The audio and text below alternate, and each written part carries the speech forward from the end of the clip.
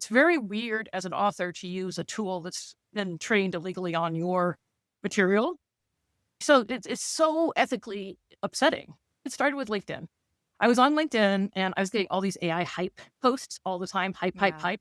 And then I saw something from Timit Geru and I had a physical experience, which was cognitive dissonance, sort of I don't want to read this. My stomach hurts. I don't like it. And I was like, oh God, I've become brainwashed. So I started following as many ethicists and people I could. And that changed me as well because I wanted to have an even diet, information diet Yeah. of hypers and doomers and everything in between. And so here I am going, okay, I went out and just researched the fuck out of them. I've been collecting little articles anyway. So that's why I knew about XAI in Memphis. That's why I knew about the Weird Delusions, the Empire of AI. That book is so, so good. I cannot recommend it too highly. And that led me to a lot of paths I could chase down. And I just kept going. And I wanted to write it in a way that the people who are excited about AI could hear me because I knew if I said AI evil, then people wouldn't read it. So I had to make sure that people really understood that I thought it was the niftiest thing ever, which I do. And it's built on Yuck. And so how much Yuck can I get out of my system? And when people say, oh, so-and-so is cheaper right now, I'm like, no, Claude is the least evil. I will pay a little bit more money for less evil.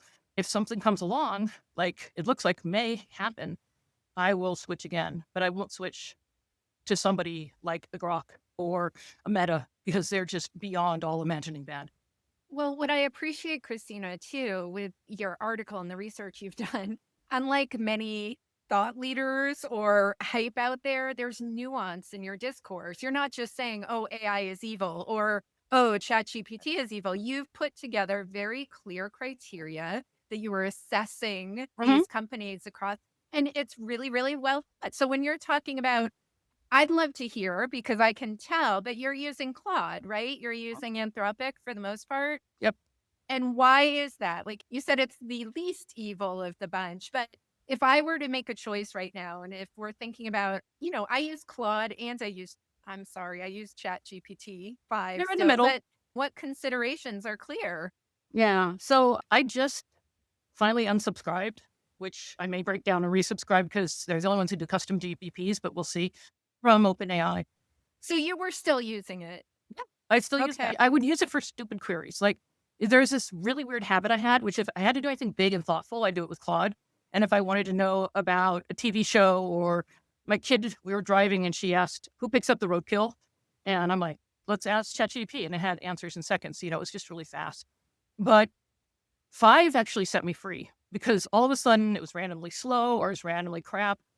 Its performance was so bad. I was like, okay, this is the sign that you should just get out.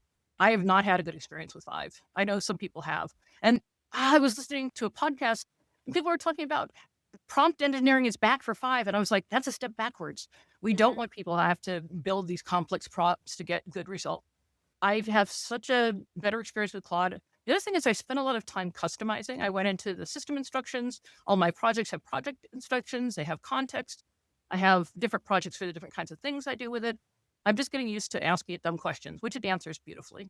OpenAI, of course, is problematic because it uses content moderators, which are underpaid and over traumatized. It's problematic because of the water and electricity use. You know, that's bad enough. The fact that Sam Altman perpetually lies and you can't trust a thing that comes out of his mouth is sort of alarming. So we shall see. We shall see Yeah. how it plays out. But I don't think so far, they don't seem to be actively killing anyone, which I Yeah. can't say the same for Dex and Meta, arguably because they have no safeguards around their AI companions and around their therapy. They're leading to some very bad outcomes for people.